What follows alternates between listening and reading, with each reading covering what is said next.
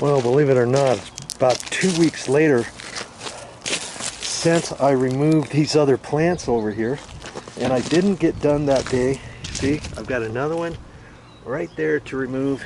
I got all of my stuff set up here. You don't need much to dig these out, okay? And so I'm going to dig that out, and then I've got to decide what to do with all these rocks. But I have a little shovel here. See this little shovel? This shovel's come in handy, I tell you. I'm going to use that, and I'm going to use this bucket, and I'm going to work on getting rid of these rocks in this area, because the only thing we're going to leave in here, I think, are these rose bushes here in this certain area. And then we're going to have to decide what else to do in here.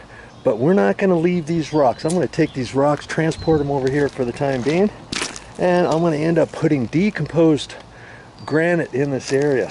Before I do that, of course, we've got to figure out what other plants do we want to grow in here, how we're going to rearrange the drip irrigation. I'll show you the drip irrigation too. Hey, there's plenty more for this entire video series, so I hope you keep watching, because the more you watch, the more you learn.